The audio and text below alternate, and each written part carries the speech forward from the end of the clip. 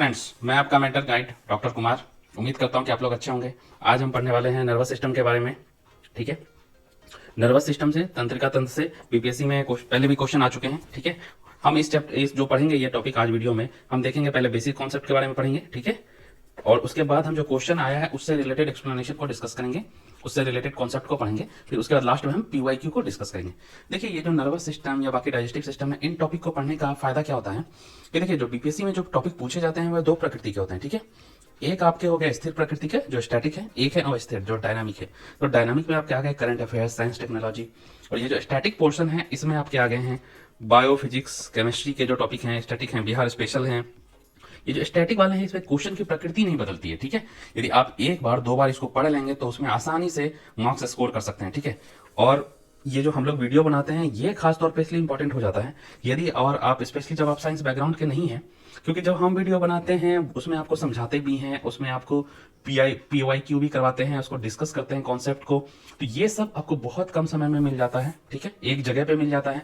जितने में आप कोई टॉपिक का बुक सेलेक्शन करेंगे, उसको खोलेंगे, उसको समझने की कोशिश करेंगे, वो इससे ज्यादा टाइम लग जाएगा। ठीक है, इसीलिए या तो आपको मेरा या मेरे जैसे और भी लोग हैं जो भी वीडियो बनाते हैं जिनका आपको अच्छा लगे उनका आपको देखना चाहिए। ठीक है, और दूसरा है कि मैं जो स्पेशली जो रिसोर्सेज जो लाता हूँ वो डिफरेंट जगह से कलेक्ट करता हूँ। ठीक है, मैं इंटरनेट से भी बहुत सारा टॉपिक का जो रिसोर्सेज है उसको कलेक्ट करता हूँ और फिर उसको आपको एक्सप्लेन करता हूँ। ठीक है, तो इसलिए ये सारे वीडियो जो हैं आपको देखना चाहिए। ये सारे स्टैटिक टॉपिक है, इसको आप यदि एक बार समझ लेंगे, जो क्वेश्चन पीवाईक्यू है उसको डिस्कस कर लेंगे, ठीक है, उसके डिस्कशन को समझ लेंगे, तो आपको स्कोर करना ये 2-4 मार्क्स बहुत आसान हो जाएगा और इससे आपको कटअप पार करने में बहुत आसानी होगी। ठीक है, तो शुरू करते हैं आज का टॉपिक इस वीडियो में। ठीक है, नर्वस सिस्टम, तंत्रिका तंत्र। ठीक है, तो तंत्रिका तंत्र हम देखते हैं कि इसमें बेसिक जो है कि क्या कॉन्सेप्ट है। तो तंत्रिका तंत्र जो है नर्वस सिस्टम है, ये देखिए नर्वस सिस्टम जो है इसके जो पार्ट्स हैं ब्रेन हो गए, स्पाइनल कॉर्ड है, ठीक है, ये ब्रेन है, ठीक है, ये ब्रेन, ये स्पाइनल कॉर्ड, ठीक है, और नर्व सेल जो है ये यूनिट ऑफ नर्वस सिस्टम है।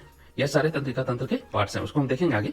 जो मेनली दो पार्ट में तंत्रिका तंत्र को बांटा गया। ठीक है, तंत्रिका तंत्र जो है नर्वस सिस्टम है इसको दो पार्ट में बांटा गया है, सीएनएस और पीएनएस, पेरिफेरल नर्वस सिस्टम और सेंट्रल नर्वस सिस्टम। ठीक है, ये जो सेंट्रल नर्वस सिस्टम है इसके जो पार्ट्स हैं वो है ब्रेन एंड स्पाइनल कॉर्ड, जो अभी आपको दिखाया ब्रेन एंड स्पाइनल कॉर्ड। ठीक है, वो सेंट्रल नर्वस सिस्टम के पार्ट है, ब्रेन और स्पाइनल कॉर्ड। ठीक है, और नर्व सेल है, यूनिट ऑफ नर्वस सिस्टम है ये। ठीक है, अब हम देखते हैं कि तंत्रिका तंत्र क्या है। क्या तंत्रिका तंत्र जो है कि क्या है तंत्रिका तंत्र, इसको समझते हैं, थोड़ा सा देखते हैं कॉन्सेप्ट क्या है।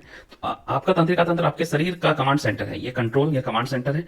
यह आपके मस्तिष्क, रीढ़ की हड्डी तंत्रिकाओं से बना होता है। मैंने आपको बताया ब्रेन, स्पाइनल कॉर्ड और नर्व सेल्स का बना होता है। आपका तंत्रिका तंत्र आपके मस्तिष्क और आपके शरीर के अन्य सभी भागों के बीच संदेश या विद्युत संकेत को भेजकर काम करता है। ठीक है, ये विद्युत संकेत या संदेश को भेजकर काम करता है। ये संकेत आपको सांस लेने, हिलने, बोलने, देखने के लिए कहते हैं। ठीक है, तो हमने देखा तंत्रिका तंत्र क्या है और थोड़ा सा देखते हैं तंत्रिका तंत्र के बारे में। आपके तंत्रिका तंत्र का मुख्य कार्य आपके शरीर के विभिन्न भागों से आपके मस्तिष्क तक संदेश भेजना है।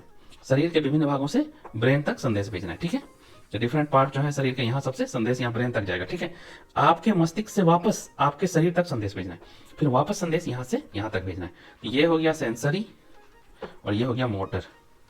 जो ब्रेन से संदेश को ला रहा है वापस तो वो मोटर हो गया, जो ले जा रहा है वो सेंसरी है। ठीक है, तो संदेश का यहाँ से यहाँ जाना और यहाँ से यहाँ वापस आना बॉडी पार्ट्स में, यह है नर्वस सिस्टम का मुख्य कार्य। ठीक है, ताकि आपके शरीर को बताया जा सके कि उसे क्या करना है। ठीक है, संदेश आपके शरीर को नियंत्रित करते हैं। तो क्या क्या चीज को नियंत्रित करते हैं देखते हैं कुछ एग्जांपल। ठीक है, विचार को, स्मृति को, सीख, भावनाओं, गतिविधियां, ठीक है, इंद्रियों को कंट्रोल करते हैं। ठीक है, जो नींद है स्लीप को कंट्रोल करते हैं।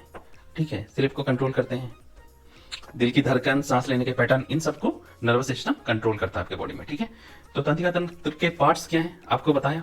सेंट्रल नर्वस सिस्टम, केंद्रीय तंत्रिका तंत्र, ब्रेन और स्पाइनल कॉर्ड है इसके पार्ट। ठीक है, पेरिफेरल नर्वस सिस्टम, परिधीय तंत्रिका तंत्र आपका पीएनएस तंत्रिकाओं के एक नेटवर्क से बना होता है। ठीक है, यह प्रणाली आपके मस्तिष्क और रीढ़ की हड्डी से आपके अंगों, बाहों, पैरों, उंगलियों और पैर की उंगलियों तक सूचना पहुंचाती है। ठीक है, ये पेरिफेरल नर्वस सिस्टम। फिर हम देखते हैं कि यूनिट ऑफ नर्वस सिस्टम आपको पहले बताया था न्यूरॉन या नर्व सेल है। ठीक है, और अब कुछ देखते हैं न्यूरॉन और नर्व सेल के बारे में, देखते हैं किस किस तरह के होते हैं। तो पहला हो गया मोटर न्यूरॉन।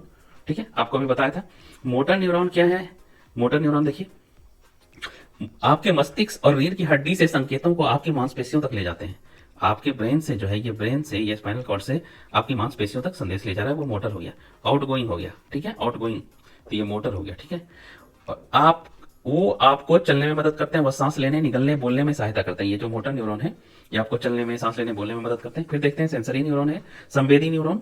ठीक है, आपकी इंद्रियों, क्या आप देखते हैं, स्पर्श करते हैं, स्वाद लेते हैं आदि से जानकारी आपके मस्तिष्क तक ले जाते हैं, ये जानकारी को मस्तिष्क तक लेके जाते हैं। ठीक है, तो ये इनकमिंग हो गया।